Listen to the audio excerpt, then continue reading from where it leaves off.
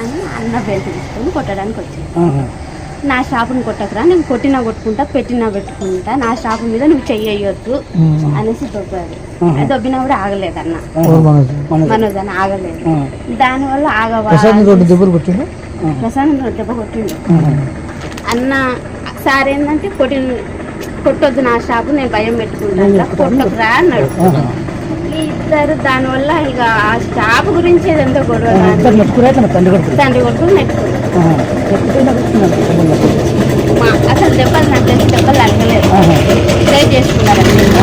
దెబ్బలు తగినంత ఇది ఏం పాత ఉన్నాయి, అది ఇది ఒకటేసారి. తండ్రి కొడుకు అన్నదమ్ములకు మంచి గద్దలు ఉన్నాయి. మనం మౌనిక మేడం చేసుకోవడం ఇష్టం ఫస్ట్ నుండి వాళ్ళకి ఇష్టం లేదు. దానివల్ల కొంచెం వాళ్ళు ఫస్ట్ నుండి డిస్టర్బెన్స్ ఆ విషయం మీద. ఎవరికో బాబు ఉన్నాడు, ఆల్రెడీ బాబు ఉన్నాడు కాబట్టి వాళ్ళకి ఇష్టం లేదు. ఇంకా దానివల్ల అది జాబు వల్లనే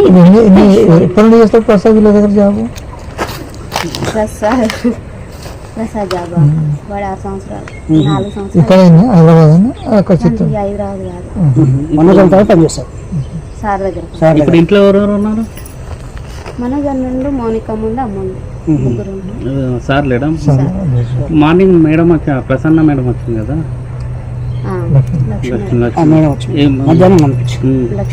అంటే మనం సంజాయించిందా లేకపోతే చెప్తుంది ఇంకా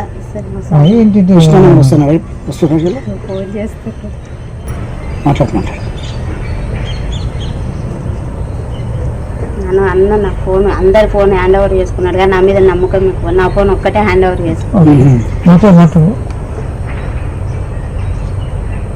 సార్ దగ్గర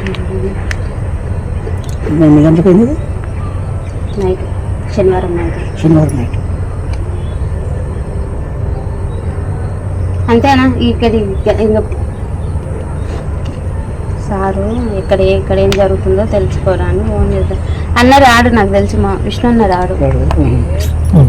కానీ ఈయన భయం ఏంటంటే, విష్ణు అన్న ఏంటంటే సారు మీద చెయ్యేసిన ఎవరన్నా ఏమన్నా అన్న ఒప్పుకోడు. ప్రాణం తండ్రి కొడుకు పెద్ద కొడుకు చెయ్యేసిండు. అందుకని డాడీని ముట్టుకుంటావా అని కోపం ఉంటుంది అన్నకు, అంతే తప్ప. మొన్న వచ్చారు, టపాకాయలు కాల్చారు, పాపకు ₹1,00,000 చేతిలో పెట్టాడు, మంచిగా ఉన్నారు.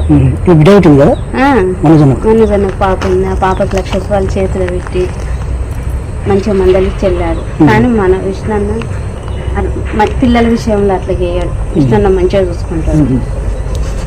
ఈ ₹50,00,000 నాకు వద్దు మమ్మీ పంపించేసేయని మళ్ళీ